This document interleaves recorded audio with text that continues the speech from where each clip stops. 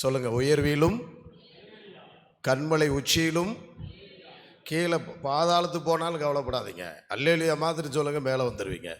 சத்தமா அல்லேலூயா மட்டும்தான் சொல்லவே மாட்டான், நம்ம வாயில் வரவே வராது. சத்தமா சொல்லுங்க பாப்பா. அல்லேலூயா. சத்தமா வரல. சத்தமா சொல்லுங்க. ஆமென். ஹல்லேலூயா. ஆமென். கர்த்தருடைய நாமம் மகிமைப்படுவதாக. இந்த ஆசீர்வதிக்கப்பட்ட பரிசுத்தமான நல்ல மனமகிழ்ச்சியின் நாளிலே கர்த்தருடைய சன்னிதானத்தில் திருச்சபையாக நாம் கடந்து வந்து பரலோகத்தின் தேவனை பூமியிலே அவருடைய மகிமையை காண இந்த பூமியிலே கடந்து வாசம் செய்து நம்மை ஆசீர்வதிக்க தேவன் இந்த நாளிலே நம்மை அவருடைய ஆலயத்துக்கு அழைத்து வந்து பாடல் மூலமாகவும் வொர்ஷிப் மூலமாகவும் தேவனை புகழ்ந்து பாடி இந்த வேளையில் அவருடைய மகிமையை ஒரு விசை காணும்படியாக தேவன் இரக்கம் செய்தார். ஆமென். ஹல்லேலூயா.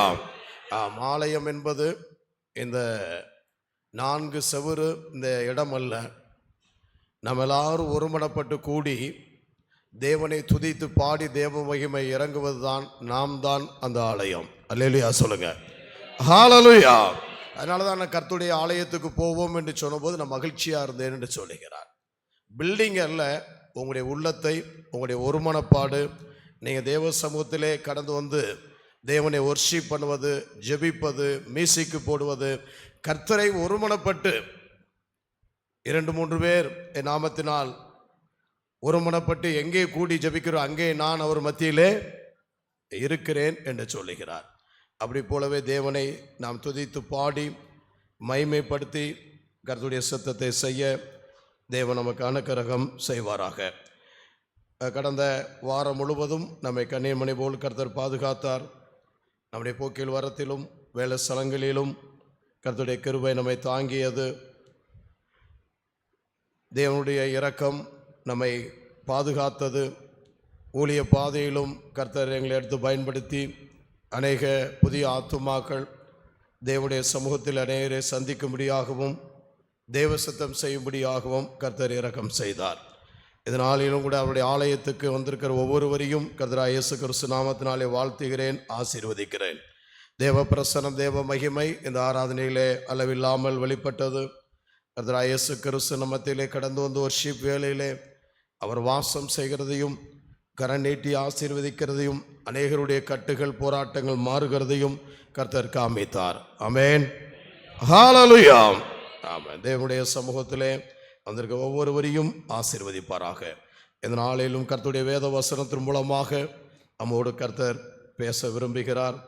நாம் கையில் இருக்கும் பரிசுத்த வேதாமத்தை எல்லாரும் நாட்களில் திறந்து பரிசுத்த லூக்கா எழுதின சுவிசேஷம் 15வது அதிகாரம் 25 28வது வசனம் வரையிலும் ஒருவர் எழுத நின்று சத்தமாக வாசிக்கலாம். லூக்கா, எல்லாரும் உங்களுடைய வேதாமத்தை திறங்க.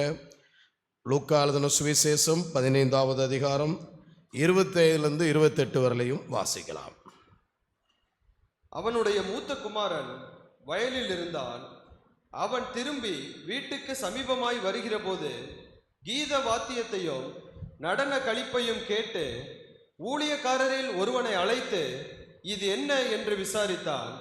அதற்கு அவன், உம்முடைய சகோதரன் வந்தார், அவர் மறுபடியும் சுகத்துடனே உம்முடைய தகப்பனிடத்தில் வந்து சேர்ந்தபடியினாலே அவருக்காக கொழுத்த கன்றை அடிப்பித்தார் என்றான். அப்பொழுது அவன் கோபமடைந்து உள்ளே போக மனதில்லாதிருந்தான். தகப்பனோ வெளியே வந்து அவனை வருந்தி அழைத்தான். என்பதே பரலோக தந்தையே, இந்த ஜீவ வசனத்து மூலமாக கர்த்தாவே இந்த வேளையிலும் உம்முடைய பிள்ளைகளோடு பேச வேண்டுமா ஜெபிக்கிறோம்.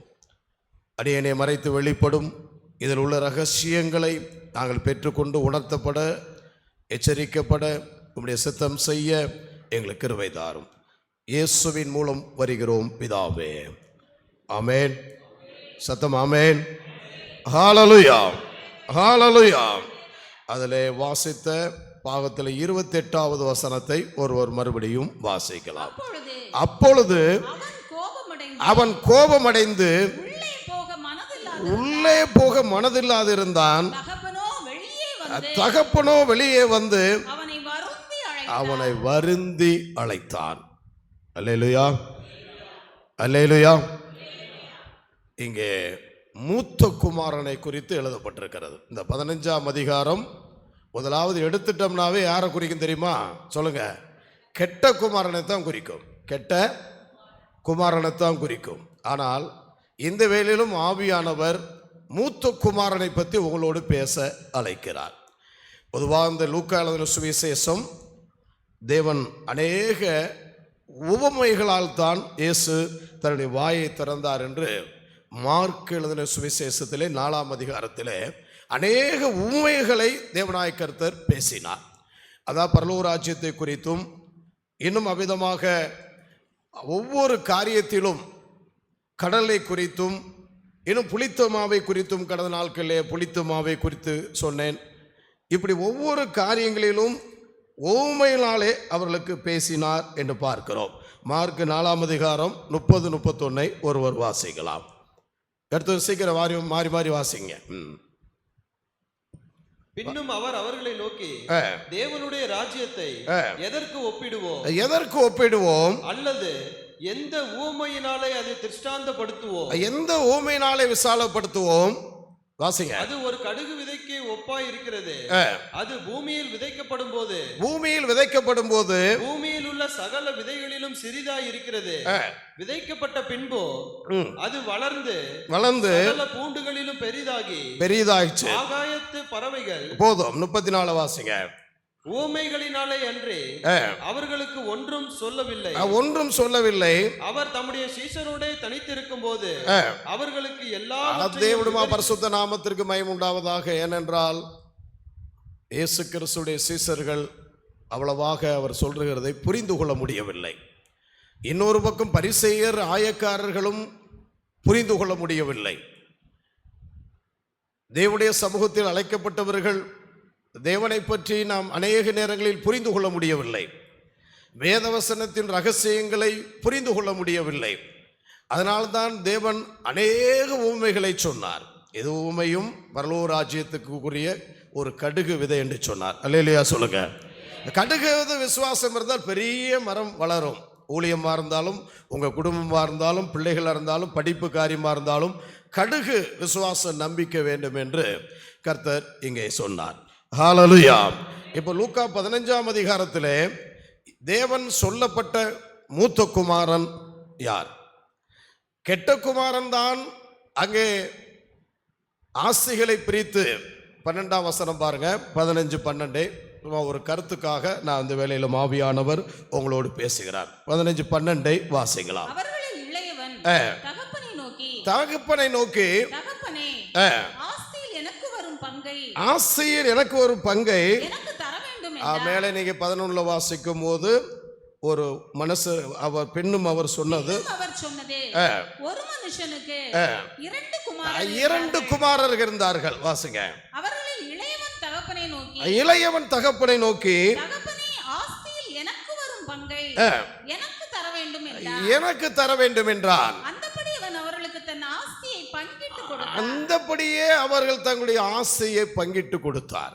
அல்லேலூயா. சத்தம் அல்லேலூயா. தகப்பன் சாகவே இல்லை, கட்டாயப்படுத்தி சொத்தை பிரித்து கேட்கிறார். தகப்பனுடைய உள்ளத்தை அறியாத ஒரு மனிதன், ஆனாலும் அவர் பிரித்து கொடுத்து விடுகிறார். அவர் வாங்கி கொண்டு தூர தேசத்துக்கு போகிறார். மதுபானம், வேசித்தனம், விபச்சாரம் பண்ணி சொத்தை பூரா அழித்து விட்டார். அழித்து விட்டு பன்னியின் சாப்பாடு கூட கிடைக்கவில்லை என்று சொல்லி உணர்ந்த போதுதான் என் தகப்பன் வீட்டில் வேலைக்காரர் கூட நல்ல சாப்பாடு சாப்பிட்றாங்க என்று அறிந்து அவர் மனம் திரும்பி அவருடைய தகப்பனத்தில் வருகிறார்.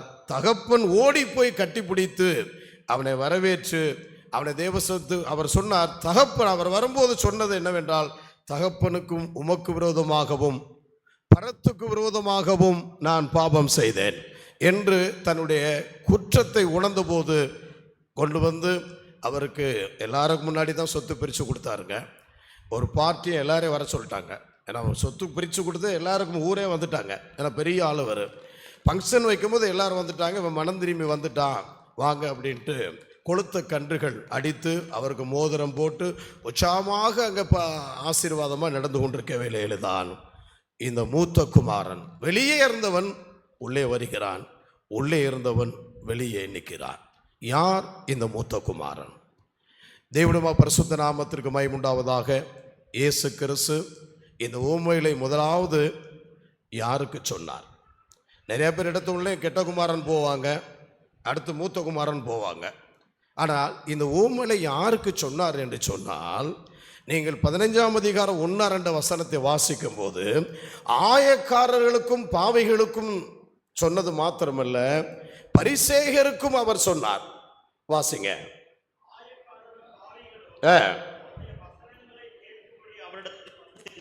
அவருடைய ஆயக்காரர்களும் பாவிகளும் வரிவசைக்கிறவர்களும் வசனமும் கேட்கும்படி வந்து சேர்ந்தார்கள். அப்பொழுது பரிசேயரும் வேதபாரகரும் முறுமுறுத்து இவர் பாவிகளை ஏற்றுக்கொண்டு, பரிசேயர் வேதபாரகரும் பாவிகளை ஏற்றுக்கொண்டு சாப்பிடுகிறார் என்றார்கள். தேவனுடைய பரிசுத்த நாமத்திற்கு மகிமை உண்டாவதாக. தேவன் பாவிகளை நேசிக்கிறவராக அவர் ஊமையாய் சொன்னதாவது. தேவனுடைய பரிசுத்த நாமத்திற்கு மகிமை உண்டாவதாக. இந்த கருத்தை நிறைய பேர் சொல்ல மாட்டாங்க. கெட்ட குமாரன் போயிடுவாங்க, மூத்த குமாரன் போவாங்க. ஆனால் எதற்காக இந்த ஊமை அவர்களுக்கு சொன்னார்? இவன் சொல்லுகிறான், பாவிகளை தேவ சமூகத்தில் ஏற்றுக்கொள்ளக்கூடாது, பாவிகளுக்கு அவரோடு சேர்ந்து நாம் ஒப்பிடக்கூடாது, நாங்கள் வேதத்தை அறிந்தவர்கள், நாங்கள் பரிசேயர்கள், மோசேயின் பிரமாணத்தை கற்றுக் கொடுத்தவர்கள் என்று சொல்லி ஆண்டவர்கிட்ட வாக்குவாதம் பண்ணுகிறார். அப்போதுதான் தேவன் பாவிகளை நேசிப்பதற்காகவே இந்த உலகத்தில் கடந்து வந்தார். சுவிசேஷம், இந்த உலகம் என்ன சொல்லுகிறது? நல்லவர்கள் உயர்ந்திருக்க வேண்டும், பாவிகள் கெட்டு போயிருக்க வேண்டும் என்று உலகம் சொல்லுகிறது. சுவிசேஷம் என்ன சொல்லுகிறது? பாவிகளை ரட்சிக்கும்படியாகவே தேவன் கடந்து வந்தார், நீதிமான்களை அல்ல என்று. ஆமென் சொல்லுங்க. ஹல்லேலூயா. அப்போதுதான் இந்த ஊமையை சொன்னார். இதை தெளிவாக கர்த்தருடைய பிள்ளைகள் தெரிந்து கொள்ள வேண்டும். தேவனுடைய அன்பை தெரிந்து கொள்ள வேண்டும். ஏன் கெட்டமணி மூத்த குமாரனை கொண்டு வந்தார் என்றால், பரிசேயருக்கும் வேதபாரகருக்கும் ஈக்குவலாக மூத்த குமாரனை கொண்டு வருகிறார். கெட்ட குமாரன் ஆயக்காரர்களுக்கும் பாவிகளுக்கும் அவர் சமமாக கொண்டு வந்து தேவனுடைய திட்டத்தை அவர்களுக்கு உடைத்து காட்டுகிறார், இரக்கத்தை காட்டுகிறார், அன்பை காட்டுகிறார், தேவ சித்தம் செய்ய வேண்டும் என்பதை அவர்களுக்கு காட்டு உணர்த்தினார். அங்கு பார்க்கும்போது 3 பேரை குறித்து எழுதியிருக்கிறது. ஒன்று காணாமல் போன, சொல்லுங்க சத்தமா சொல்லுங்க, காணாமல் போன ஆடு. இன்னொன்று காணாமல் போன வெள்ளிக்காசு. 3வது காணாமல் போன, சொல்லுங்க, காணாமல் போன கெட்ட குமாரன். சொல்ல மாட்டீங்களே, காணாமல் போன கெட்ட குமாரன். தன் சாணத்தை விட்டு 3 பேரும் போனாங்க. இவன் போய் மேய்ப்பன் போய் ஆட்டை போய் பார்த்து கொண்டு வந்து சந்தோஷமா தோல் மேல கொண்டு வந்து சேர்த்துட்டார். அந்த அம்மா ஒரு சகோதரியை குறித்து எழுதப்பட்டிருக்கிறது. வெள்ளிக்காசை துடைத்து கூட்டி எப்படியோ கண்டுபிடிச்சு அதை கொண்டு வந்து இருக்கிற சாணத்திலே சேர்த்து விட்டார்கள். ஒரு மேய்ப்பரை குறித்து எழுதியிருக்கிறது, ஒரு ஸ்திரீயை குறித்து எழுதியிருக்கிறது, ஒரு சகோதரியை குறித்து எழுதியிருக்கிறது. அப்படி போலவே இந்த கெட்ட குமாரன் தானாய் உணர்வடைந்து வந்தான். நிறைய பேர் ஆண்டவரை விட்டு வெளியே போறீங்க, சபையை விட்டு வெளியே போற, உணர்வடைந்து வாங்க. உணர்வடைந்து வரும்போதுதான் அவருடைய சாணத்திலே வந்து விட்டார். தேவனுடைய பரிசுத்த நாமத்திற்கு மகிமை உண்டாவதாக. ஆனால் இந்த மூத்த குமாரன் தன்னுடைய சாணத்தை விட்டு தேவனுடைய அந்த சமூகம், வீடு என்பது தேவனுடைய வீடு. ஆமென் சொல்லுங்க. அப்பா என்பது பிதாவாகிய தேவன், நம்ம எல்லாம் பிள்ளைகள். அந்த வீட்டுக்குள் நீ கடந்து வருவதற்கு, அந்த சபைக்கு கடந்து வருவதற்கு இவர் சரியில்லை, அவர் சரியில்லை, நான் தான் நீதிமான், நான் பெரிய இதை செய்கிறேன் அதை செய்கிறேன் என்று சொல்லிக்கொண்டு நீ தேவ சமூகத்தை இழந்து விடாத. அப்பா உள்ளத்தை புரியாத மூத்த மகன். அப்பா யார்? ஓடி போய் கட்டிப்பிடித்து முத்தம் செய்து மறுபடியும் கொண்டு வருகிறார். பிலிப்பிட்ட கேட்டார் ஆண்டவர், என் கூட இருந்துட்டு பிதாவை பார்க்க வேண்டும் என்று சொன்னார். பிலிப் கூட இருந்துகிட்டு என்ன பிலிப்பு? என்னை கண்டவன், எல்லாரும் சொல்லுங்க, என்னை கண்டவன் பிதாவை கண்டான். ஆண்டவருக்குள்ள இருந்துகிறோம், சபைக்குள்ள இருக்கிறோம், பரிசுத்தவான்களை சரியா புரிந்து கொள்ள முடியவில்லை, சபையை புரிந்து கொள்ள முடியவில்லை, நான் வெளியே நிற்பேன்.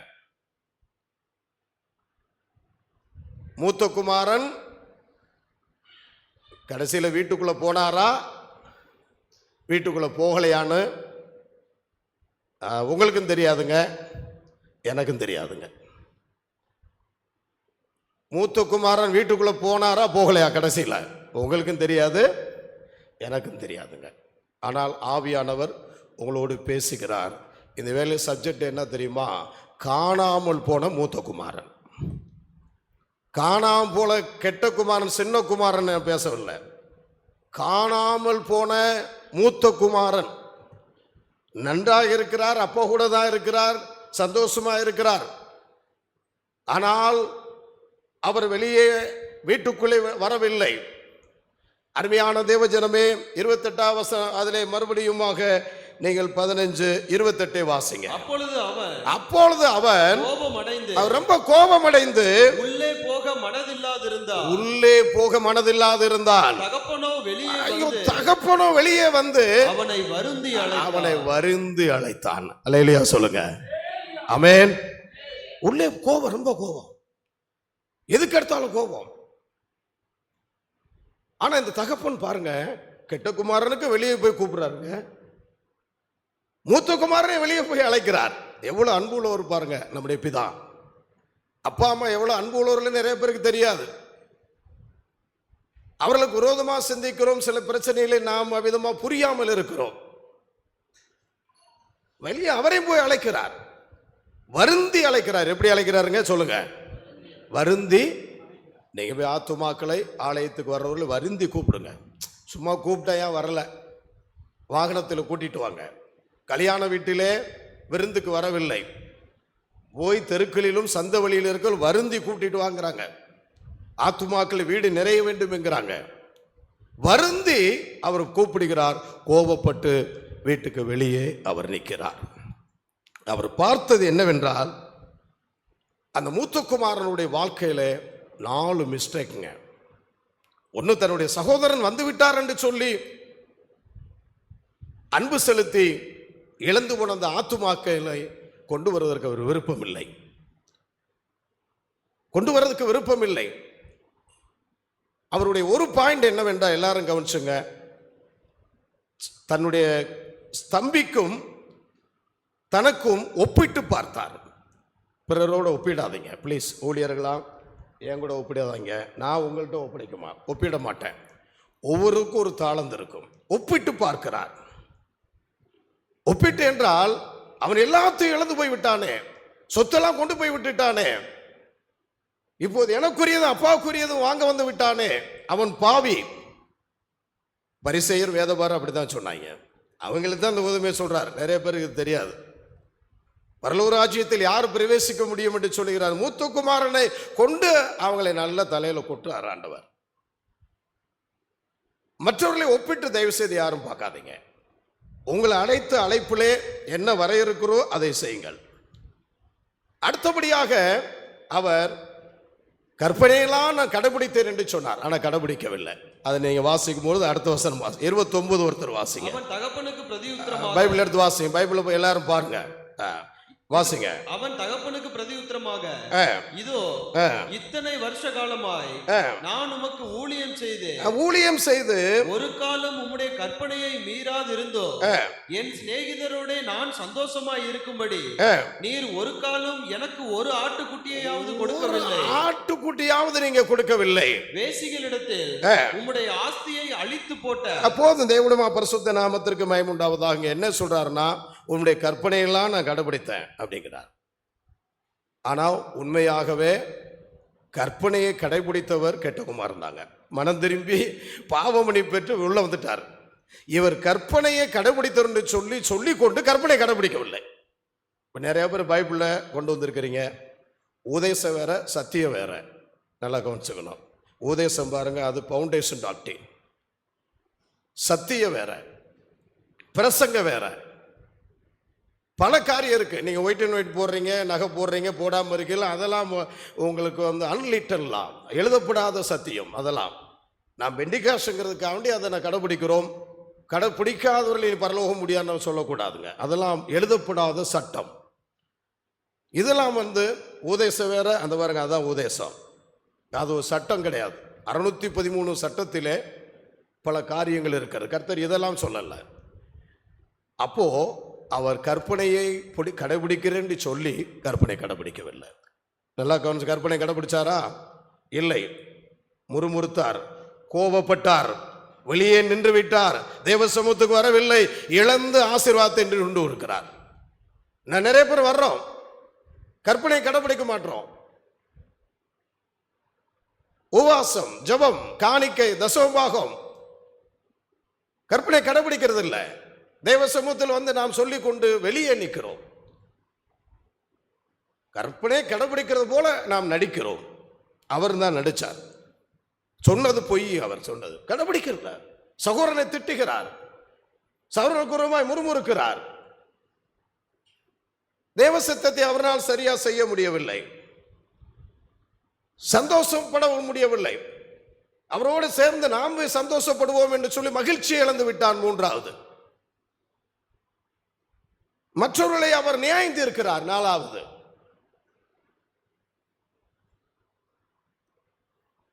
இழந்து போனவர்களை, பின்வாங்கி போனவர்களை சபையிலே சேர்க்க வேண்டும் என்று சொல்லி அவர்களுக்கு விருப்பம் இல்லைங்க. போனா போகட்டும், செத்து போகட்டும். அவங்க அருமையான தேவஜனமே, அவருடைய வாழ்க்கையிலே, மூத்தகுமாரனுடைய வாழ்க்கையிலே மிகுந்த கோபம் அடைந்தார். நீங்கள் ஒருபோதும் தேவ சமூகத்திலே, தேவனுடைய ஸ்தலத்திலே வந்திருக்கிறவர்கள், உங்களுடைய கோபத்தை முதலாவது அடக்குங்கள். மனிதனுடைய கோபம் தேவனுடைய நீதியை நிலைமாட்டவே முடியாதுங்க. யாக்கோப்பு 1ஆம் அதிகாரம் 19-20 வாசி பாருங்க. கேட்கறதுக்கு தீவிரமா இருங்க. என்ன சொல்றாருங்க ஐயா, என்ன சொல்ற அந்த சகோதரி? பேசுவதற்கு பொறுமையாக இருங்க. படபடன்னு பேசிட்டது. ஆத்துமா பாதுகாத்துக்கொள். கோவிப்பதற்கு எல்லாரும் சொல்ல, அந்த வசனம் வாசிங்க. அருமையான என் பிரியமான சகோதரரே, பிரியமான சகோதரரே, யாவரும் கேட்கிறதற்கு தீவிரமாயும், கேட்கிறதுக்கு தீவிரமாயும், பேசுகிறதற்கு பொறுமையாயும், பேசுகிறதுக்கு பொறுமையாகவும், கோபிக்கிறதற்கு தாமதமாயும் இருக்க கடவர்கள். கோபிப்பதற்கு தாமதமாகவும் இருக்க கடவர்கள். ஆமென் சொல்லுங்க. சத்தம் அல்லேலூயா சொல்லுங்க. ஆனா நம்ம வளன்னு பேசிட்டு தான் இருப்போம். கொஞ்சம் கோபம் இல்லாம இருங்களேன். இதுல என்ன இருக்கு தப்பு? கோபத்தில் ஒருத்தர் வாட்சியை போய் டமன்னு உடைச்சாராம். அவங்க மனைவி சொன்னாங்க, வாட்சியை உடைக்கிறதுக்கு நீ எப்போ பார்த்தாலும் செல்போன் பார்த்துட்டு இருந்த, செல்போனை உடை அப்படின்னு. கோபம் அவருக்கு அடங்கிருச்சு. ஐயோ, இது ரொம்ப விலை உயர்ந்தது, நான் செல்போனை உடைக்க மாட்டேன். ஏன் செல்போனை உடைக்க வேண்டியதுன்னு? ஆமென். கோபத்தில் வாட்சியை உடைச்சிட்டாருங்க, செல்போனை அந்த அம்மா உடைக்க சொல்லுச்சா? உடைக்கல. கவனமா இருங்க. மனிதனுடைய கோபம் தேவனுடைய நீதியை நிலைநாட்ட முட்டாது. அநேகர் கோபப்பட்டு ஆவிக்குரிய வாழ்க்கையிலே இழந்து போய்விட்டார்கள். அந்த கெட்டகுமாரன் மாமிச சிந்தையிலே அவர் காணப்பட்டார். இவர் ஆவிக்குரிய சிந்தையிலே பாவம் செய்கிறார். அவர் மாமிச சிந்தையிலே போய்விட்டார். ஆவிக்குரிய சிந்தையிலே நாம் பாவம் செய்யறது, கோபப்படுறது, ஒப்புரவாகிறது இல்லை. இது ஆவிக்குரிய மாமிச சிந்தை. அதனே ஆவிக்குரிய மாமிச சிந்தை. அவன் மாமிசத்தில் அவன் போயிட்டாங்க, ரைட், ஓகேங்க, வந்து மன்னிப்பு கேட்டு விட்டான். இவன் நல்லவனா இருந்து உள்ளே இருக்கிறவன், நல்லவங்க தான் கெட்டு போறாங்க. நான் பெரிய நீதிமான், நான் அதை செய்ய மாட்டேன், இதை செய்ய மாட்டேன், இவர் இந்த சகோதரி இப்படி தப்பு செய்யலாமா, இவர் இப்படி செய்யலாமா, நல்லவன் தான் கெட்டு போறான். காணாம போன மூத்த குமாரன், நீங்க எங்க காணாம போயிருக்கீங்க? நீங்கள், நானும் மூத்த குமாரன் எங்க காணாம போயிருக்கேன்னு கர்த்தர் கேட்கிறார். மூத்த சகோதரர்கள், மூத்த ஊழியர்கள், சீனியர் பாஸ்டர்கள், மூப்பர்களை நான் கேட்கிறேன், தேவ அன்பு உனக்கு இல்லையா? தூக்கி விடுறது இல்லையா? தேவ சமூகத்தினே கோபப்பட்டு, எரிச்சல் பட்டு, அதப்பட்டு நீ வெளியே ஏன் நிற்க வேண்டும்? அநேகருடைய கீழ்ப்படியாமைகள், ஏன் தேவ சமூகத்துக்கு நீ வரவில்லை? ஆலயத்துக்கு ஏன் வெளியே நிற்க வேண்டும் என்று கர்த்தர் கேட்கிறார். ஆவிக்குரிய மாமிச சிந்தை. அது தேவனை அறிந்தும் கூட நாம் அதிகமாக நாம் செய்கிறேன் என்று சொல்லி ஒரு நடிப்பு அல்லது போர்வையில் இருக்கிறோம் என்று சொல்லி அர்த்தம். அழைக்கப்பட்டிருக்கிற தேவ ஜனங்கள் மிகுந்து கோபப்பட்டான். அழைக்கிறான், வருந்து போய் அழைக்கிறார் தகப்பன். 1:15 வாசிக்கலாம். 15 உம்முடைய ஆஸ்தியை அழித்து போட்ட உம்முடைய குமாரனாகிய இவன் வந்த உடனே அந்த ஆஸ்திகளை அழித்து போட்ட உம்முடைய குமாரனாய சின்ன குமாரன் வந்த உடனே கொழுத்த கன்றை இவனுக்காக அடிப்பித்தீரே என்றார். கொழுத்த கன்றை இவனுக்காக அடிக்கிறீரே என்றார். இதனுடைய அர்த்தம் என்னவென்றால் சுயநீதி, இந்த செல்ஃப் ரைட்ஸ்னஸ் என்று சொல்லி எழுதப்பட்டிருக்கிறது. சுயநீதி, அதாவது அவன் அப்படித்தான் கேட்டான், பரிசேயர் அதான் சொன்னான். இவரும் அதை பரிசேயருக்கு கொடுக்கிறார் ஆண்டவர். இவன் பாவி, இவன் அப்படியாக அந்த தேவராஜ்யத்துக்கு தகுதி இல்லை. அவர் செய்த பாவத்தை சொல்லுகிறார். அவன் மனம் திரும்பி வந்து பாவ மன்னிப்பை பெற்றுவிட்டான். இவன் பாவம் செய்து முறுமுறுத்து கோபித்து வெளியில நின்று கொண்டிருக்கிறான். மன்னிக்காத தன்மை, சுயநீதி. நிறைய பேர் சுயநீதி, ஐ நோ வெரி வெல். பைபிள்ல போட்டிருங்க, ஏசாயால நம்முடைய நீதியெல்லாம் அழுக்கான கந்தை. ஆமென் சொல்லுங்க. உங்களுடைய நீதியெல்லாம் அழுக்கான கந்தை.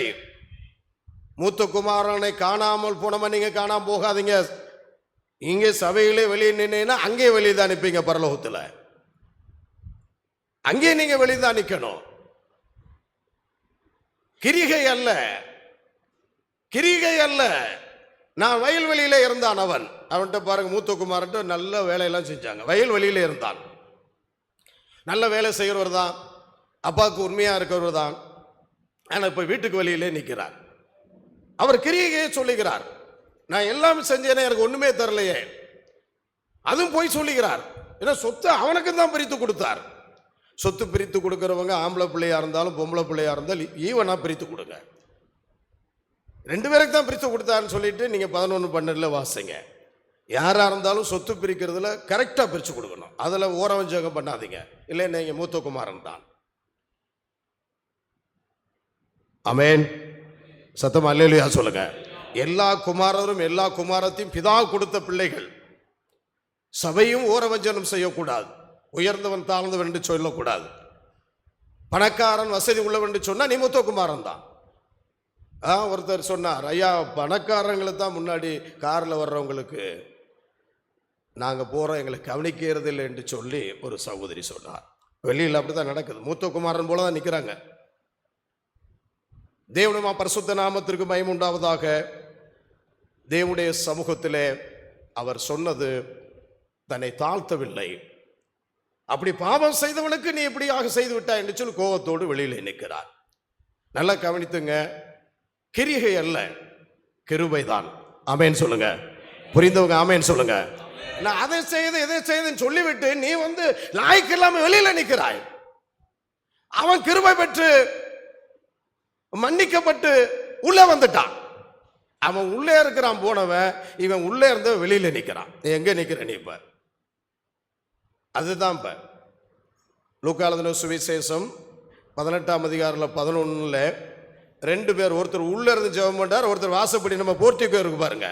இந்த NIV வெர்ஷன்ல நீங்க பார்க்கும்போது 2 பேர் உள்ள இல்ல, ஒருத்தர் தான் உள்ள இருந்தான், பரிசேயன். நல்லா கவனிச்சுக்கணும். ஆனால் ஆயக்காரன் அந்த போர்ட்டிகோ இருக்கு பாருங்க, அந்த போர்ட்டிகோல இருந்தான். 2 பேருமே அவர்கள் ஜெபிக்கிறார்கள். வாசிங்க, ஒரே வசனம் வாசிங்க. பரிசேயன் என்று தேவனே நான் பரிகாரர், அநியாயக்காரர், விபச்சாரக்காரர் ஆகிய மற்ற மனுஷரை போலவும் இந்த ஆயக்காரனை போலவும் இராததினால் உம்மை ஸ்தோத்திரிக்கிறேன். இந்த ஆயக்காரர் இல்லாத போல நான் ஸ்தோத்திரிக்கிறேன். சுயநீதி பாருங்க. சுயநீதி என்ன சொல்றார்? உள்ளே இருந்து அவர் சுயநீதியை தேடுகிறார். வாசிங்க. வாரத்தில் 2 தரம் நான் உபவாசம் பண்ணுகிறேன், சம்பளம் தசமபாகம் கொடுக்கிறேன். தனக்குள்ளே ஜெபம் பண்ணினான். அதாவது நீங்க பாருங்க, நீ கெட்ட குமாரன் மூத்த குமாரன், இவர் தான் மூத்த குமாரன். நான் எல்லாம் செய்யறேன், ஆனா அன்பு செலுத்த மாட்டேன், தூக்கி விட மாட்டேன், பிறரோடு ஒத்து போக மாட்டேன், பரிசுத்தமா இருக்க மாட்டேன், கோவப்படுவேன், குடும்பத்தில் அட்ஜஸ்ட் பண்ணி போக மாட்டேன்னா நீ இப்படித்தான் இருப்பான். ஆனா NIV வெர்ஷன்ல அவர் உள்ள இல்லை, அந்த போர்ச்சுகோல இருந்தாராம். வாசிங்க.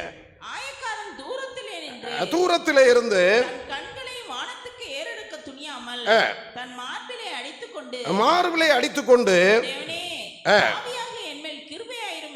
பாவியாகிய என்மேல் கிருபையாயிரு என்றார். அல்லேலூயா சொல்லுங்க. ஆமென். அல்லேலூயா சொல்லுங்க. இவர் தான் கெட்ட குமாரனுங்க. சின்ன குமாரன் பாருங்க, அதே இடத்துல கிருபை விட்டு உள்ள வந்துட்டாருங்க. இவன் நீதிமான்னு சொல்றவன் அதை செலுத்துற இதை செலுத்துற அப்படின்னு சொல்ற வெளியில நிக்கிறான். நீ எங்க நிக்கிறாய்? சகோதரி நீ மூத்த குமாரனா, சகோதரனே ஊழியர்களை நீ மூத்த குமாரனா. கிரிகை அல்ல கிருபை. சொல்லுங்க. கிரிகை அல்ல கிருபை. ஒரு மனிதனை விட்டு இழந்தா முடிஞ்சு போச்சுங்க. பாவத்தில் நீ விழுந்து போய் விட வேண்டும். ஆண்டவர் சொன்னான், இவனே நீதிமான். அல்லேலூயா சொல்லுங்க. ஹல்லேலூயா. இவனே நீதிமான். C.S. லூஸ் என்று ஒருத்தர் புக் எழுதியிருக்கிறார். அந்த புக்கில் அவர் என்ன எழுதியிருக்காருன்னா, பரலோகத்தில் நரகத்திலிருந்து ஒரு குரூப்பு பரலோகத்துக்கு போக விருப்பப்பட்டுச்சான். அவர் ஒரு ஊமை மாதிரி எழுதியிருக்கிறார். நல்லா இங்கே கவனிங்க. அதில் பஸ்ஸில் எல்லாரும் போயிட்டு பரலோகத்தில் வாசல்ல நின்னாங்க. அதில் முதன்மையானவர் கோஸ்ட், அவர் பேர். நரகத்திலிருந்து வந்தவர். பரலோகத்திலிருந்து ஒருத்தர் வெளியே வர்றார், அவர் பிரைட் எட்மண்ட். வந்த உடனே கோஸ்டை பார்த்து சொன்னாராம், நீங்கள் இந்த அளவில் வந்துட்டீங்க, பரலோகம் போகணும் விரும்புகிறீங்க, நீங்கள் தயவுசெய்து இந்த நேரத்திலாவது உங்களுடைய பாவங்களை அறிக்கை செய்து சுத்திகரித்து நீங்கள் ஒப்பு கொடுங்க. No, I am rights, I want I am rights. என்னுடைய ரைட்ஸை கேட்குறேன். நான் ஒரு டம்ளர் தண்ணி கொடுத்தாலும், ஒரு பாட்டில் தண்ணி வாங்கினாலும் காசு கொடுத்தா வாங்குறேன். என் வேலை ஸ்தலத்தில் 5 லட்சம் சம்பளம் வாங்கினேன், வேலையில் உண்மையாக உழைச்சேன், யாருக்கு நான் துரோகம் பண்ணவில்லை. I want I am rights. நீ சொல்வதை நான் ஏற்றுக்கொள்ள முடியாது. கிரியை சொல்றாரு வரங்க. திருப்பி பிரைட் சொல்றாராம் கோஸ்டை பார்த்து, கோபிக்காதீங்க, கோவப்படாதீங்க, இங்கெல்லாம் உங்க கிரிகை இந்த பரலோகத்தில் வர முடியாது. கிருபைதான். நீ ஒப்பு கொடுக்கும் போது, பாவங்களை அறிக்கை செய்து ஒப்பு கொடுக்கும் போது அவர் உள்ளத்திலே ஏற்றுக்கொண்டு, எவ்வளவு பெரிய கிறிஸ்தவனா இருக்கட்டும், முஸ்லீமா இருக்கட்டும், இந்துவா இருக்கட்டும், நல்லா கவனிச்சுங்க. இயேசு கிறிஸ்துவை தன் சொந்த ரட்சகராய் ஏற்றுக்கொண்டு அவன் ஞானஸ்நானம் எடுத்து அவன் பரிசுத்தாவி பெற்று தேவ சமூகத்துக்கு வர்ற மனிதனம் தான் பரலோகத்துக்கு போகப்படும். ஆமென் சொல்லுங்க. சத்தம் அல்லேலூயா. ஒருவேளை கல்லனுக்கு போல ஒரு இடம் கொடுக்கலாம் கோஸ்டுக்கு, ஆனால் ஒத்துக்கிற மாட்டார். அது எப்படி நான் தான் அப்படி, இது எப்படி இவர்கள் இந்த செய்யலாம், இவர்கள் சரியில்லை, இவர் அப்படி பாட்டு பாடலாம், இவர் அப்படி இந்த ட்ரெஸ் போடலாம். இந்த பாருங்க, இதெல்லாம் விட்டுருங்க. தேவன் உனக்கு கொடுத்திருக்க கிருபையை பார், அதை பயன்படுத்து. திருப்பியும் அவர் சொல்லுகிறார், அந்த கான்சர்வேஷன்ல C.S. லூஸ் என்று சொல்லி நீங்க போட்டு பாருங்க, அருமையான நெட்டிலையும் அது வருகிறது. நல்லா கொடுக்குறாருங்க. ஏன்னா ரெண்டு நின்றுட்டே இருக்கு. இவரும் போராடி தான் பார்க்கிறார், எப்படியாவது ஒரு உள்ள கொண்டு வந்துடணும் பார்க்கிறார். இல்லை நான் பாவியா இருந்தேன், எனக்கு தெரியும். ஏன்னா அந்த கோஸ்டும் பிரைட்டு பூமியில் இருக்கும்போது இந்த பிரைட்டு ஒரு கொலை செய்து விட்டார், விபச்சாரம் பண்ணிவிட்டார். இது இவருக்கு தெரியும் கோஸ்டுக்கு. நீ ஒரு விபச்சாரக்காரன், கொலை செய்தவன், நீ பரலோகத்துக்கு போகலாம். I am a riches man, நான் ஒரு நீதிமான், நான் எந்த பாவமும் செய்யவில்லை என்று போராடுகிறார். ஆனால் ரட்சிக்கப்படவில்லை, நரகத்தில் இருக்கிறார். சொல்லி சொல்லி பார்க்கிறாருங்க, முடியலைங்க, விடுங்க mister Bright, we don't want your advice. நான் என்னுடைய ரைட்ஸை தான் நான் கேட்குறேன். நிறைய பேர் இப்படி தான், பிள்ளைகளும் வீட்டில் பெற்றோர்களும் சில ஊழியர்களும் இப்படி தான் போராடுறது.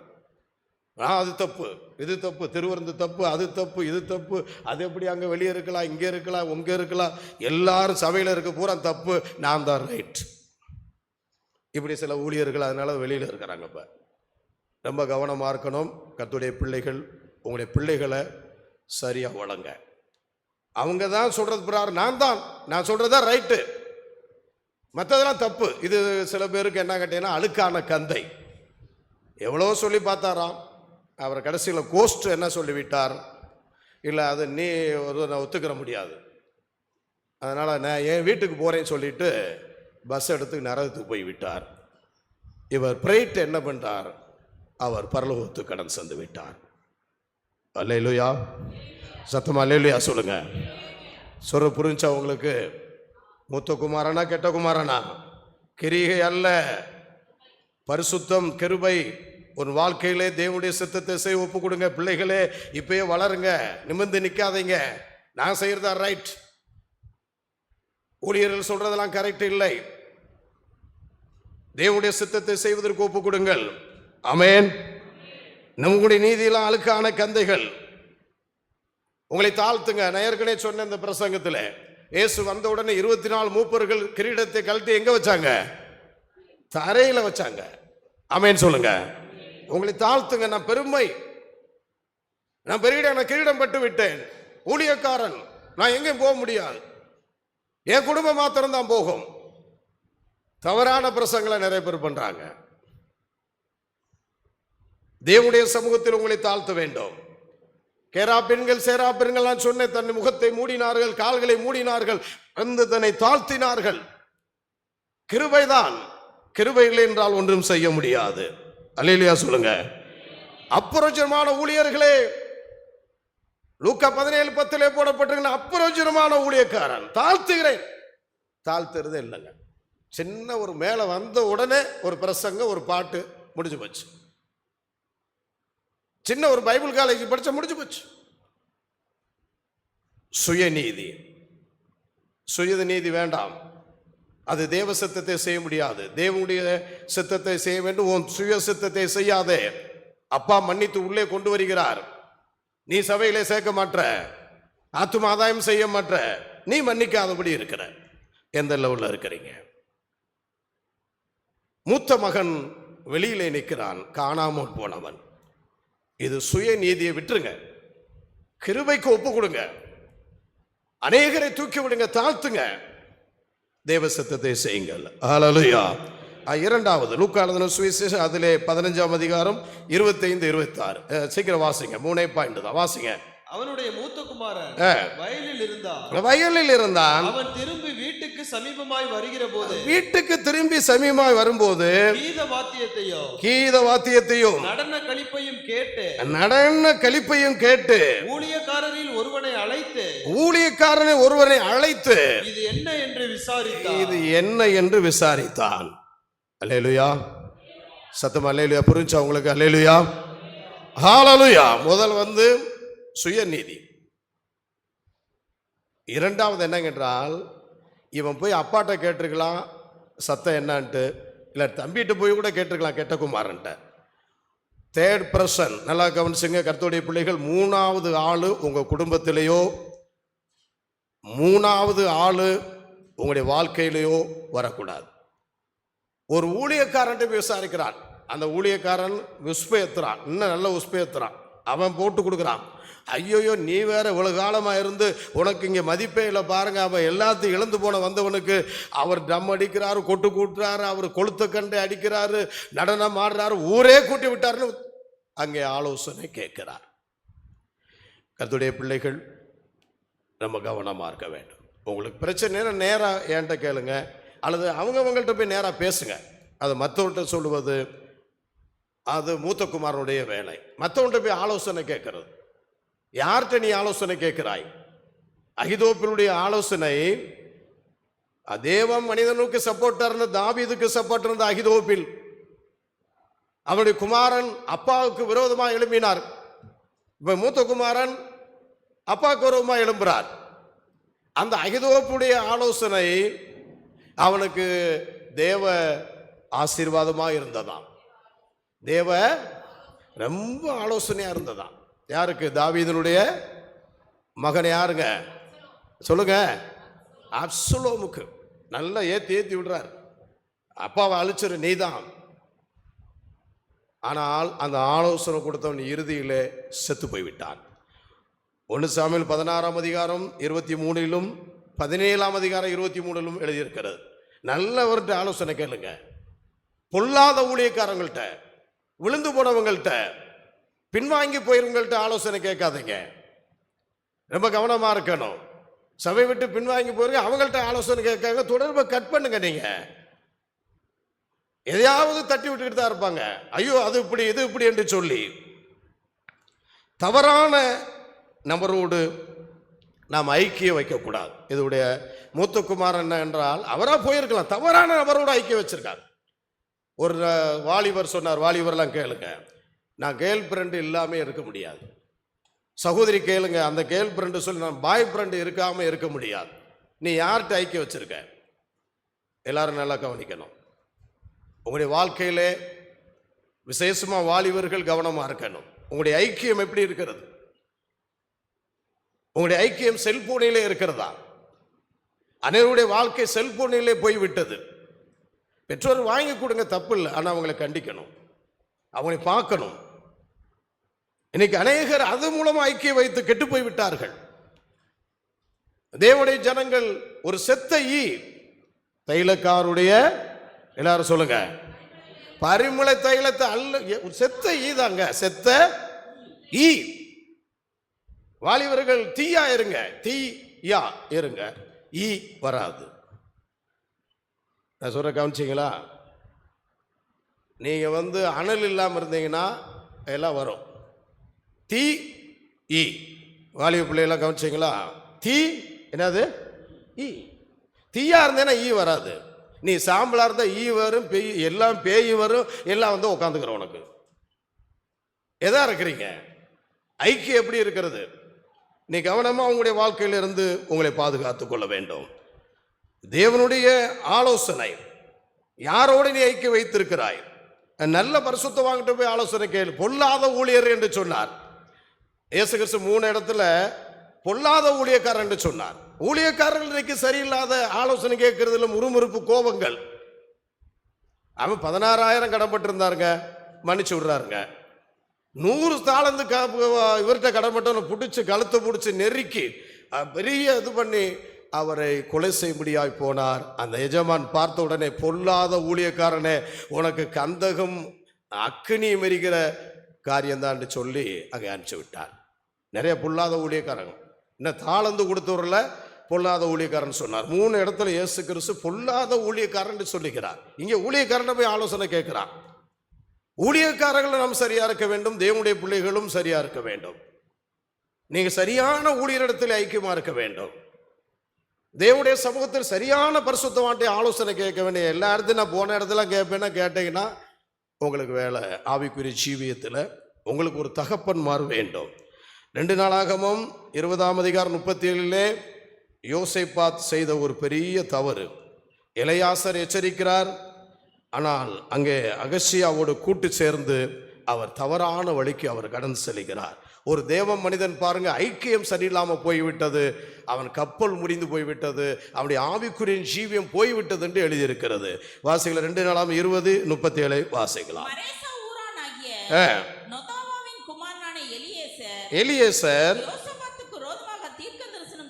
ஒரு தீர்க்க தரிசனம் சொல்லுகிறார் யோசபாத்துக்கு விரோதமாய். நீ அகசியாவோடு கூடிக்கொண்டபடினால் கர்த்தர் உன் கிரியைகளை முறித்து போட்டார் என்றார். அருமையான தேவஜனமே, யாரோடு நீங்க ஐக்கியம் வச்சிருக்கீங்க? அகசியாவோடு கூட நீங்கள் சேர்ந்து கொண்டபடினால் உன் கிரியையை முறித்து போய்விட்டார். தேவனுக்கு பிரியமில்லாதவர்கள், மாமிசத்தில் இருக்கிறவர்கள். இந்த அகசியா யார் என்று சொன்னால் ஆகாப்புடைய மகன். ஆகாப்பு ஏற்கனவே ஒரு தடவை மாட்டி விட்டார் யோசேப்பாத்தை. இந்த அகசியா யார்? ஆகாப்பு எசேப்பேலுக்கு பிறந்த மகன். இவன் எப்படி இருப்பான் பாருங்க. அவனோட போய் கூட்டி சேர்றான். வாலிபர்களே கவனமா இருக்கணும், நல்ல ஃப்ரெண்ட்ஸ், நல்ல ஆளுங்க, நீங்களும் கவனமா இருக்கணும். எங்கே நம்முடைய பழக்க வழக்கம் ஐக்கியம் இருக்கிறது? காணாமல் போன மூத்த குமாரன் யோசேப்பாத்து ஒரு பெரிய தேவ மனிதன். அவருடைய வாழ்க்கையிலே காணாமல் போய் நிற்கிறார், முறித்து போட்டு விட்டார். இன்னொரு இடத்திலே நாளாகமம் 18ஆம் அதிகாரத்திலே அந்த ஆகாப்பு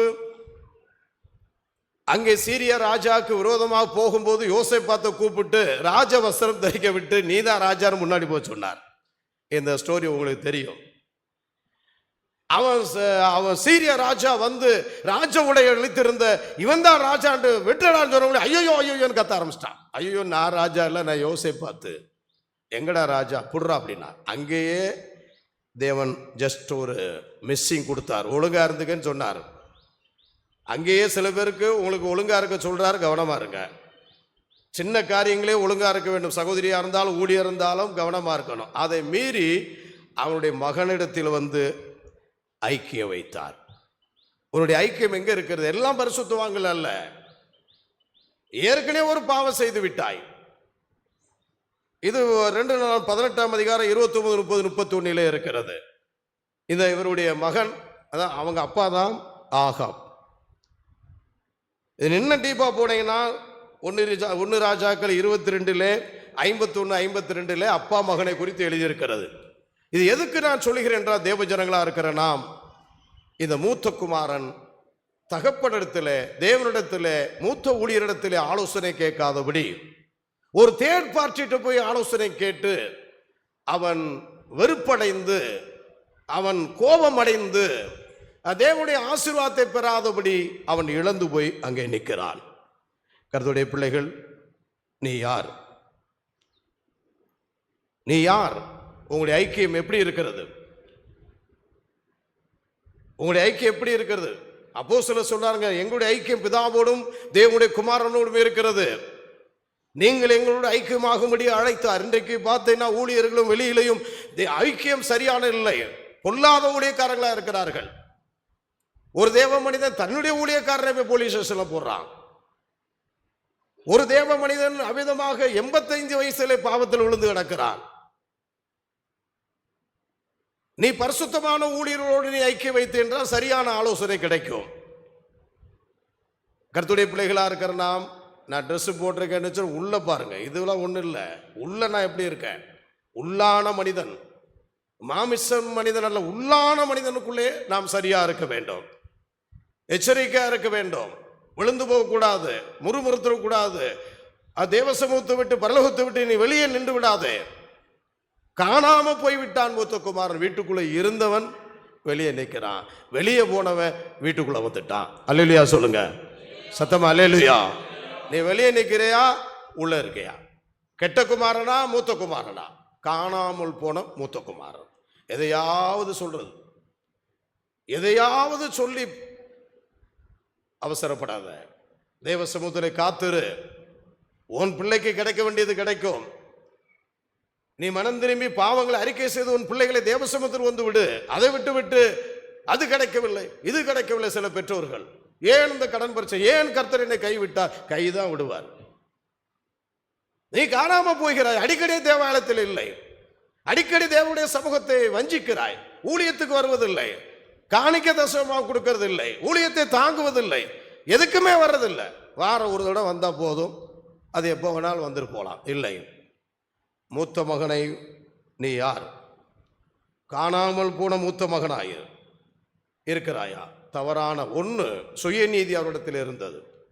2வது, தவறான ஐக்கியம் அவர் வைத்திருந்தார். தேவ சித்தத்தை அவரால் செய்ய முடியவில்லை. 3வது வாசித்து முடிக்கலாம். லூக்கா எழுதின சுவிசேஷம் 15வது அதிகாரம் 30-31 வாசிக்கலாம். உம்முடைய ஆஸ்தியை அழித்து போட்ட உம்முடைய குமாரனாக இவன் வந்த உடனே கொழுத்த கண்டை இவனுக்காக அடித்தீரே என்றார். கொழுத்த கண்டை இவனுக்காக அடித்தேர் என்றார். அதற்கு தகப்பன், மகனே நீ எப்போதும் என்னோடு இருக்கிறாய், மகனே நீ எப்போது என்னுடையவனாய் இருக்கிறாய், எனக்குள்ளது எல்லாம் உன்னுடையதாய் இருக்கிறது, எனக்குரியது எல்லாம் உன்னுடையதா இருக்கிறது. உன் சகோதரனாகிய இவனோ மரித்தான், இவனோ மரித்தான், திரும்பவும் உயிர்த்தான், இவனோ உயிர்த்தான், காணாமல் போனான், திரும்பவும் காணப்பட்டான். ஆனபடினால் நாம் சந்தோஷப்பட்டு மகிழ்ச்சியா இருக்க வேண்டுமே என்று சொன்னான். இது என்ன தெரியுமா? திருப்தியற்ற வாழ்க்கை மூத்த குமார் வாழ்க்கையில் இருந்தது. ஆனா எல்லாமே இருந்துச்சுங்க அவருக்கு. இவர் சொத்தும் பிரிச்சு கொடுத்துட்டார், அப்பா சொத்து இருக்கிறது. இதை விட்டு விட்டு எப்படி நீ அவனுக்கு செய்யலாம்? திருப்தியற்ற வாழ்க்கை, பொருளாசை. அவன் நல்லா இருக்கான், நம்ம பிள்ளைகள் நல்லா இல்லை, இவன் நல்லா இருக்கான், அண்ணன் நல்லா இருக்கான், தம்பி நல்லா இல்லை. இதுவா இருக்க நீ காணாமல் போன மூத்தகுமாரன் தான். தேவன் எல்லாத்தையும் தருவார், உனக்கு தந்திருக்கிறார். ஏன் உனக்கு போட்டி போறாம? இன்னைக்கு வெளியிலே பார்க்கிறோம், சாப்பாடு கூட வழி இல்லை. வெளியிலே பார்க்கிறோம், ஆதரவட்டு அலைகிறார்கள். ஒரு பேரண்ட்ஸ் நேற்று பார்த்துருக்கலாம், கலெக்டர் ஆஃபீஸில் ரிப்போர்ட் பண்றாங்க, 3 மகன் கைவிட்டுட்டாங்க. அப்பா இறந்துட்டார், சொத்து இருந்ததுங்க, இவங்க சாமி எழுதி கொடுத்துட்டாங்க, தாயை வெளியே தள்ளிட்டாங்க. ஒன்று சுயநீதி இருந்தது, 2வது பொல்லாத ஐக்கியம் இருந்தது, 3வது திருப்தியற்ற வாழ்க்கை. எவ்வளவு இருந்தாலும் 1000 ரூபாய் சம்பளமா பத்தாது, 2000 ரூபாய் பத்தாது, உனக்கு பத்தவே பத்தாது. இறைவன் உனக்கு கொடுக்கப்பட்டிருக்கிற இந்த வாழ்க்கைக்காக, மனைவி பிள்ளைகளுக்காக, சபைக்காக நன்றி செலுத்தி இந்த வேலை வாய்ப்பில் உண்மை இருந்து இதற்கு தேவன் சமூகத்தில் நான் ஊழியம் செய்து கர்த்தருக்கு கொடுக்க வேண்டியதில் கொடுத்து நன்றி செலுத்தாமல் விட்டு எனக்கு அது இல்லை இது இல்லை, எனக்கே பத்தலை, நான் எப்படி ஊழியத்துக்கு கொடுப்பது? அருமையான தேவஜனமே, பண ஆசை சமமாக பிரித்து கொடுத்தார். இவ்வளவும் நான் ஏற்கனவே சொல்லிட்டேன், பெற்றோர்கள் சமமாக பிரித்து கொடுங்க. அவருக்குரியது இருக்கிறது, அவங்க அப்பாவுக்குரியது இருக்கிறது. தேவனுடைய சமூகத்தில் அழைக்கப்பட்டிருக்கிற அருமையான தேவஜனமே, நீ தேவசத்தம் செய்யும்படியாய் அழைக்கப்பட்டிருக்கிறாய். கர்த்தர் எனக்குரியது, அந்த வசனம் அருமையான வசனங்க. மகனே, எனக்குரியதெல்லாம் எல்லாரும் சொல்லுங்க, உம்முடையதாய் இருக்கிறது. வாசிங்க அந்த வசனம். அதற்கு தகப்பன், நீ எப்போது என்னோடு கூட இருக்கிறாய், அது எனக்குள்ளது எல்லாம் உம்முடையதாய் இருக்கிறது. அல்லேலூயா சொல்லுங்க. கர்த்தருடைய பிள்ளைகள் பிதாவோடும் இருக்கும்போது அவருக்குரியதெல்லாம் நமக்குரியது தான். இதே அவர் பிதாவுடைய உள்ளத்தை அவர் அறிய முடியவில்லை. அவர் கோடீஸ்வரர் நமக்கு தருவார் என்று தெரியவில்லை. பொருளாசை பண ஆசைக்கு இடம் கொடுத்து எப்படியோ கெட்ட குமாரன், அந்த மூத்த குமாரனை போல இன்றைக்கு அலைகிறார்கள், வெளியே நிற்கிறார்கள். தேவையில்லாததில் இன்றைக்கு ஊழியக்காரர்கள் தலையிடுகிறார்கள். ஊழியத்தை விட்டு அதில் நஷ்டமடைகிறார்கள். நமக்கு தேவன் இந்த அளவிலாச்சு நம்மை ஆசீர்வதித்து அவருக்கு நான் நன்றி செலுத்த வேண்டும். தேவ சத்தத்தை நாம் செய்ய வேண்டும். நம்மை வழி நடத்துகிறார். ஒருத்தர் சொன்னார், சிலிண்டர் வாங்க காசு இல்லைனார். அவரை கொரோனாவில் தப்பிச்சு வந்தவர். நான் சொன்னேன், கொரோனாவில் நீங்கள் எப்படி தப்பிச்சிங்க? ஆமையா, எனக்கு 7 சிலிண்டர் ஏற்றுனாங்க, நீங்கள் ஜெபம் பண்ணீங்க அப்படின்னு. நான் சொன்னேன், ஒரு சிலிண்டருடைய விலை 7000 ரூபா. இந்த சிலிண்டர் இல்லை, அம்மாமார்களுக்கு தெரியும், இந்த இது இல்லை, அந்த சிலிண்டர் நீளமானது. ஒரு 7 சிலிண்டர்னா 21000 ரூபா. 7 நீ எவ்வளோன்னு பார்த்தேன் கணக்கு, நான் தப்பா சொல்கிறேன். அவ்வளவு பணத்தை கர்த்தர் உனக்கு கொடுத்து காப்பாற்றி விட்டார். ஒரு மனிதன் ஒரு நாளைக்கு ஆக்சிஜன் விடுகிறது 7 சிலிண்டராம். 7 சிலிண்டர் உனக்கு ஃப்ரீயாக கொடுக்குறாரு. 45000 ரூபா ஃப்ரீயாக கொடுக்குறாரு. மூச்சை ஒரு 5 நிமிஷம் அப்படி நிப்பாட்டினா முடிஞ்சு போச்சு.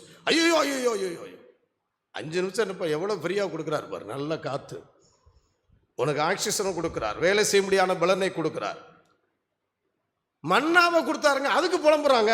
இது அற்பமானதுங்கிறான், சீங்கிறாங்க. அவன் மண்ணாவை கொடுத்ததுக்கு சீங்கிறான். இவனுக்கு திருப்தி இல்லை. தேவனுடைய பிள்ளைகளாக இருக்கிற நாம் உபாமத்தில் போடப்பட்டிருக்கிறது 8ஆம் அதிகாரத்தில், மட்டுமாக ஆண்டவரே 40 வருஷமாக என்னை நடத்தினீங்க, நான் வேலை செய்வதற்கும் இம்மட்டுமாக பலனை கொடுத்து என்னையும் என் பிள்ளைகளையும் காப்பாற்றினீங்க, அதற்காக உமக்கு நன்றி என்று நான் மறவாமல் நன்றி செலுத்துவேன் என்று சொன்னார். அல்லேலூயா சொல்லுங்க. உபாகம் 8ஆம் அதிகாரம். இப்போ உனக்கு செய்கிற வேலைகள், நீ இருக்கிற இடம், உன்னுடைய சம்பாத்தியத்தை தேவன் பலம் கொடுக்கிறார். அதை விட்டு குறை சொல்லி கொண்டு அந்த மூத்த மகனை போல பொருளாசை, திருப்தியற்ற ஒரு வாழ்க்கை வாழாதீங்க. கர்த்தர் கொடுத்தார், இது போதும், நம்மை ஆசீர்வதிப்பார். வீடு கிடைக்கும், இடம் கிடைக்கும், எல்லாம் கொடுப்பார். நீ யார், எப்படி இருக்கிறாய், எவ்வளவு சம்பளம் வேணாலும் எவ்வளவு கொடுத்தாலும் சில சகோதரிமாருக்கு பத்தாது. குடு குடு குடு குடு, ஆனா கடவுளுக்கு கொடுக்க மாட்டாங்க.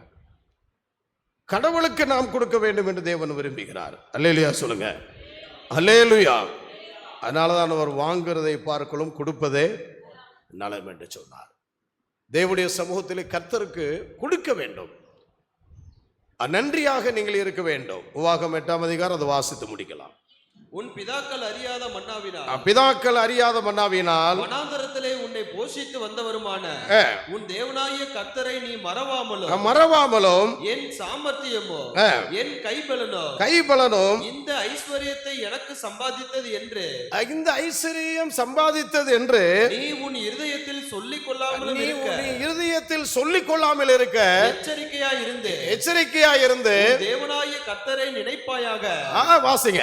அவரே உன் பிதாக்களுக்கு ஆணையிட்டு கொடுத்த 17-18 வாசிங்க. அவரே உன் பிதாக்களுக்கு ஆணையிட்டு கொடுத்த தம்முடைய உடன்படிக்கை உறுதிப்படுத்தும்படி இந்நாளில் உனக்கு உண்டாயிருக்கிறது போல ஐஸ்வர்யத்தை சம்பாதிக்கிறபடியான பலனை உனக்கு கொடுக்கிறவர். பலனையும் கொடுக்கிற தேவன். கரங்களை தட்டி தேவனை மகிமைப்படுத்துங்க. இப்ப இருக்க வீடு, வாகனம், வேலை எல்லாத்தையும் பலன் கொடுக்கிறாருங்க. நம்ம ஞானம் இல்லைன்னா வேலை போயிடும். இப்ப இருக்க சூழ்நிலை ஐடி டிபார்ட்மெண்ட்ல வேலை போகுதுங்கிறான், அந்த டிபார்ட்மெண்ட்ல வேலை. ஞானம் இல்லை, கிருபை இல்லைன்னா போயிடும். படிப்புக்கு ஞானம் இல்லைன்னா போயிடும். படிப்பு ஃபெயில் ஆகிட்டே இருக்க வேண்டியதான். நன்றி செலுத்துவதை விட்டு திருப்தி ஆகிறதை நீ விட்டு பொருளாசைக்கும் இடம் கொடுத்து நன்றியற்ற ஒரு சூழ்நிலை இருக்கக்கூடாது. இதுதான் காணாமல் போன மூத்த குமாரனுடைய காரியம். அவன் சொத்து இருக்கு, அப்பா சொத்து இருக்கு, இது போதாது என்று சொல்லி குறை சொல்லுகிறான். எப்படி நீ கொடுக்கல? ஒரு ஆட்டை கூட கொடுக்கலையா? அட பாவி, ஒன்று எல்லாமே இருந்துச்சு, நீ கேட்டையா? ஒரு ஆடு கூட கொடுக்கலையா? எல்லாம் அவருக்குரியது தான். பொறாமை, போட்டி, எரிச்சல், கோபம், சுயநீதி விட்டுவிடு. இல்லைன்னா வெளியே தான் நீ. ஆமென். வெளியே அவர் உள்ளே போனாரா போகலையா? இப்ப முடிவுக்கு வாங்க. மூத்த குமாரன் காணாம போனவன் வீட்டுக்குள்ள போனாரா போகலையா? சொல்லுங்க. போகல. நிச்சயமா போகலங்க. ஆண்டவர் இதோட முடித்து சரிசேருக்கு நல்லா கொடுத்தாருங்க. வேதபாரருக்கும் நீ வர முடியாது. உனக்கு முன்பாக பரிசேரும் சரிசேரும் ஆண்டவர் ஆயக்காரரும் பாவிகளும் ஞானசாரம் எடுத்து பரலோகத்துக்கு போறான். நீ குறை சொல்லிட்டே இருக்கு, நீ பரலோகத்துக்கு வர முடியாது. அருமையான தேவஜனமே, மூத்த குமாரன் வீட்டுக்குள் போகவில்லை, வெளியே நின்று போய்விட்டான். 5 கன்னிகளைப் போலதான் நீங்களும் ஆய்விடுவீர்கள். அவன் வீட்டுக்குள்ளே போகவே இல்லை, வெளியிலே நின்று விட்டான். அந்த கோஸ்ட் பிரைட் போல, ஏன் வீட்டுக்கு போறேன்னு கோஸ்ட் நரகத்துக்கு போய்விட்டான், பிரைட் மறுபடியும் பரலோகத்துக்கு போய்விட்டார். ஆமென். அல்லேலூயா. காணாமல் போன மூத்த குமாரன் வித்தியாசமா அதை நான் சொல்றேன். காணாமல் போன கெட்ட குமாரன் தான். விட்டுருங்க பிளீஸ் சகோதரியும், பெருமையை விட்டுருங்க, தாழ்மைப்படுங்க, கோவப்படாதீங்க, எரிச்சல் படாதீங்க. பரிசுத்தவான்களுடைய ஐக்கியத்தில் சரியா இருங்க. யாரோ ஒரு ஐக்கியத்தை போய் கேட்டுக்கொண்டு அதே பிரகாரம் நடக்காதீங்க. உங்கள் ஆத்துமாவுக்கு உத்தரவாதம் கொடுக்கிறவர்கள் தேவை. இன்னைக்கு அநேகர் விழுந்து போய் கிடக்கிறார்கள். ஊழியர்கள் சரியான ஆலோசனை இல்லை. ஒன்று, அவன் சுய நீதியை உடையவனாயிருந்தான், கிருபையை இழந்து போய்விட்டான். இரண்டாவது, பொல்லாத ஐக்கியம் அவனிடத்தில் இருந்தது. சரியான ஐக்கியம் தேவனோடு பரிசுத்தவான்களோடு இல்லை. மூன்றாவது, ஆண்டவர் என் மகனை எனக்குரியது உனக்குரியது, நீ என்னுடையவன் என்று அவர் சொன்னார்.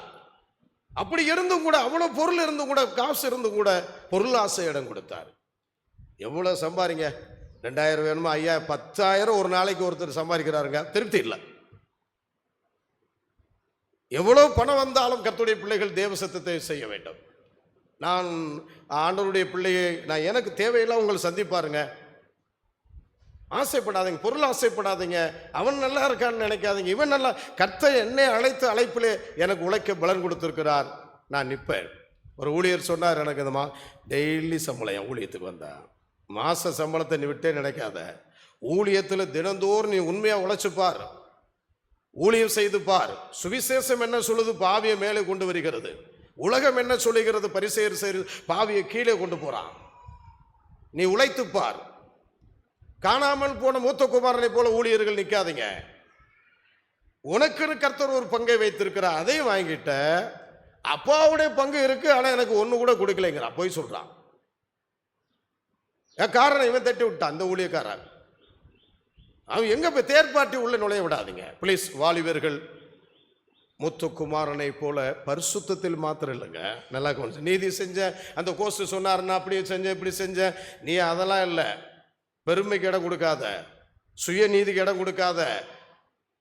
நான் போன வாரம் பரிசுத்தத்தை எடுத்தேன், இந்த வாரத்தில் உங்களுக்கு பரிசுத்தமாக இருந்தாலும் நான் கீழ்ப்படிய மாட்டேன், சுய நீதிக்கு தான் இடம் கொடுப்பேன். நான் சரியான ஐக்கியம் வைக்க மாட்டேன், ஜெபிக்க மாட்டேன், ஆலோசனை கேட்க மாட்டேன். எனக்கு அப்படி வேணும் இப்படி வேணும் வேணும், ஆனால் தேவ சித்தத்தை நீ சரியாக செய்ய வேண்டும். வெளியில நிற்காத, சபைக்குள்ள உள்ள வந்து அப்பாவுடைய ஆசீர்வாதத்தில் வாங்கிக்க. அல்லேலூயா சொல்லுங்க. உன் வீட்டில் அலங்கத்துக்குள்ளே சமாதானமும் உன் அரண்மனைக்குள்ளே சுகமும் ஆண்டவர் ஆலயத்தில் ஆசீர்வாதம் வச்சிருக்காருங்க. ஏன் நீ ஆசீர்வதிக்கப்பட்டவனே வெளியே நிற்கிறாய்? வெளியே நிற்காத, சாத்தா வந்து விடுவான், தூக்கிட்டு போயிடுவான், கொண்டு போய் உன்னை ஒரே வெளியில போய் நின்றுக்கிட்டு அது சரியில்லை இது சரியில்லை அது சரியில்லை நில்லு, வெளியில நில்லு. நீயும் போயிடுவோம், பிள்ளைகளும் பாதிக்கப்பட்டுருவாங்க. ரொம்ப கவனமா இருக்கணும். உங்களுடைய ஐக்கியம், வெளியே போனவங்கள ஐக்கியத்தை கட் பண்ணிருங்க. அவங்க சரியில்லைன்னு சொல்லிட்டா உங்களுக்கே ஆவியில் தெரியும் அவங்க எப்படியாப்பட்டவங்க. நம்மகிட்ட நல்லா பழகுவாங்க. அங்கே போய் அவருடைய கிரியை நீங்கள் எப்படி நிற்கிறாங்களுன்னு பார்க்கணும். காசுக்காக பணத்திற்காக அவருடைய நடவடிக்கை சரியில்லாமல் போய்விடும். எதிராளியோட போய் தோல் சேர்ந்துருவாங்க. பரிசுத்த ஸ்தலத்தில் அவங்களாம் காணாமல் போன மூத்த குமாரன். கர்த்தருடைய பிள்ளைகள், நான் தாழ்மையாக உங்களை கேட்கிற, சரியான ஐக்கியத்தில் இருங்க. சித்த ஈ முடிஞ்சு போச்சு, நீங்க தீயா இருங்க, ஈ விழாது. ஆமென். மறுபடியும் சொல்றேன், தீ ஈ தீ ஈ. தீயா இருந்தா ஈ வராது, தீ இல்லாம இருந்தா அவ்வளவுதான். இந்த தோட்டத்தில் வச்சுருப்பாங்க, இந்த காக்கால வர்றதுக்கு ஒரு ட்ரெஸ்ஸை மாற்றி ஒரு உருவம் வச்சுருப்பான். இந்த அதாவது பறவைகளாக வந்து உட்கார்றதுபடி. சில பறவைக்கு தெரியும் இது டம்மி பீஸு, இது டூப்ளிகேட்டு. அந்த அந்த இடத்துல வந்து மேலே உட்காரும். அந்த பொம்மைக்கு மேலே என்ன வந்து உட்காந்து அழகாக நல்லா சாப்பிடும். எல்லாத்தையும் நம்ம சாத்தான் தெரிஞ்சிருக்கா, நீங்களும் தெரிஞ்சுக்கணும். ரொம்ப கவனமாக இருங்க உங்களுடைய ஆவிக்குரிய வாழ்க்கையில். கெட்ட குமாரன் வந்து எல்லாத்தையும் சுதந்திரித்து கொண்டான், உள்ளே வந்து விட்டான், இவன் வெளியே நிற்கிறான். அந்த கோஸ்டை போல அல்ல, அந்த அவருடைய பிரைட்டை போல மேலே நில்லுங்கள், உங்களை தாழ்த்துங்கள், தேவ சமூகத்தில் உங்களை ஒப்பு கொடுங்க. உங்களுடைய சுயநீரெல்லாம் ஒன்றுமில்லை, இன்னும் அதிகமாக தேவ சமூகத்தை நான் கற்றுக்கொள்ள வேண்டும் என்று ஊழியர்கள் நீங்கள் ஒப்பு கொடுங்கள். இதோ தேவன் மனவாட்டியாய் அவருடைய சபையாய் வீடை எடுத்துக்கொள்ள வரப்போகிறார். ஹல்லேலூயா, ஹல்லேலூயா. உள்ளே இருக்கிறவர்கள் பாக்கியவான்கள். கர்த்தர் இந்த வார்த்தைகளை ஆசீர்வதிப்பார். ஹல்லேலூயா. 15ஆம் அதிகாரம் 28 மறுபடியும் வாசிப்போம். அப்பொழுது அவன் கோபமடைந்து உள்ளே போக மனதில்லாதிருந்தான். தகப்பனோ வெளியே வந்து அவனை வருந்து அழைத்தான். அல்லேலூயா. சத்தமா அல்லேலூயா. எல்லாரும் முழங்கால் பண்ணிடுங்க. உன் சுயநீதி கோபங்கள், உன்னுடைய பெருமைகள், சகோதரிய சோர்ணை ஊழியர்களை விட்டு விடுங்க. பிதா உன்னை வருந்தி இந்த வேளையில் உன்னை கேட்கிறார். வாலிபர்களே, கன்னியர்களே, வேணாம், விட்டு விடுங்க. சங்கீதத்தில் ஏசாயால போடப்பட்டிருக்கிறது, சீயோனின் பாவிகள் என்று எழுதியிருக்கிறது.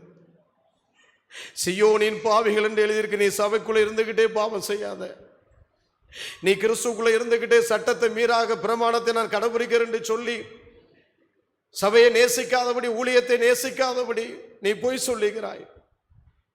எல்லாரும் முழங்கால் படியிடுங்க. காணாமல் போன நான் மூத்த குமாரனை போல இருக்கிறேனா?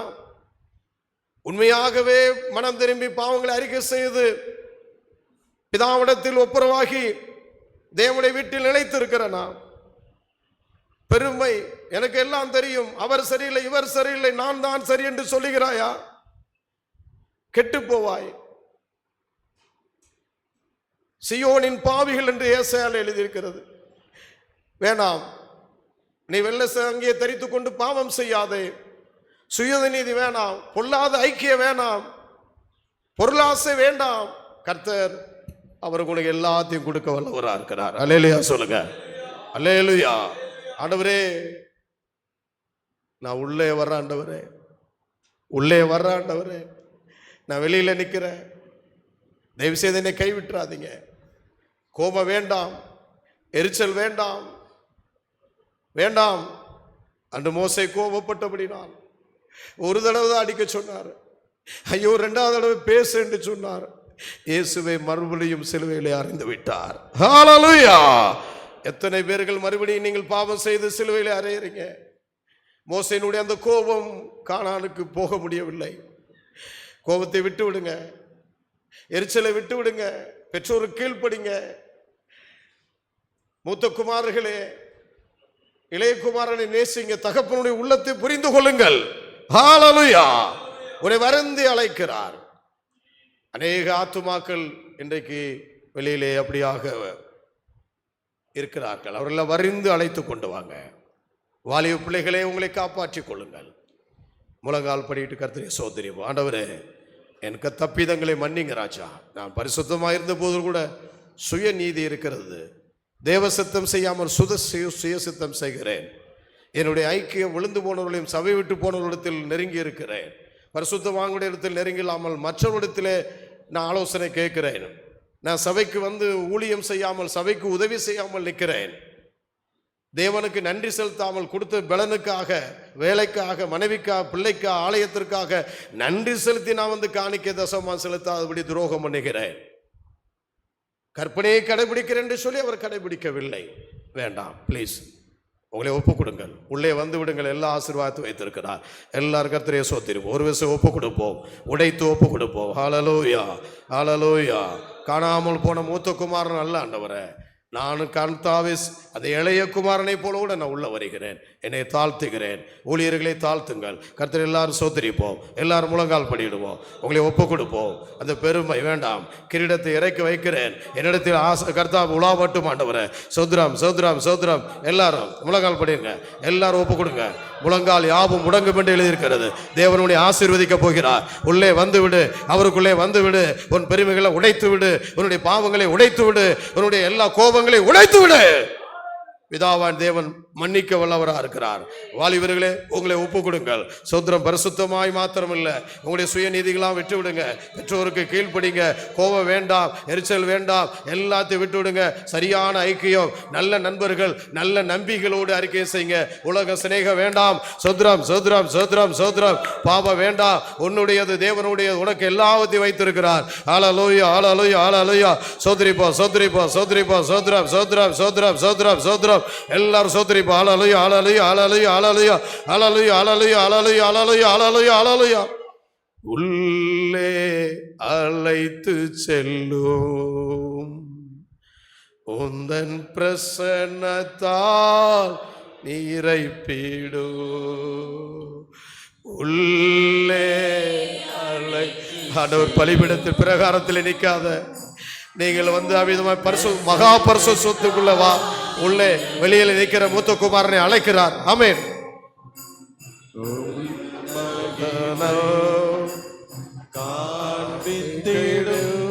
ஆமென். உம்மை போல் மாற்றிடு. உம்மை போல மாற்றும் ஆண்டவரே. உள்ளே அழைத்து செல்ல உடைய பிரசன்னம் வெளியே நிக்கிற மாட்டோம். உள்ளே வந்து விடுகிறோம். ஓ ஷலவரம்.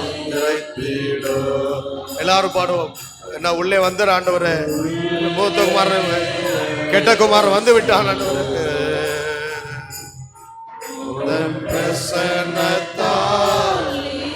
உம்மை போல மாற்றிடும். பாடுவோம்.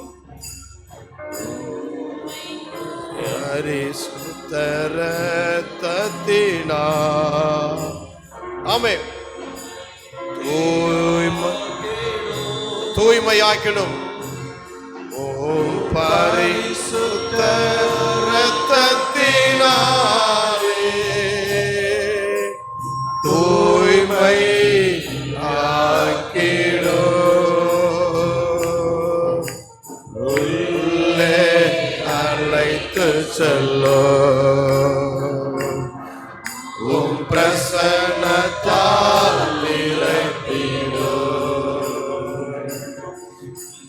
மகா பரிசுத்த ஸ்தல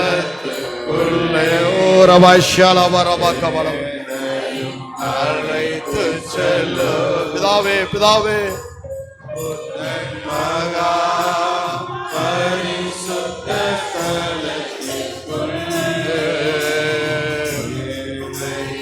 அழைத்து செல்லு உள்ளே.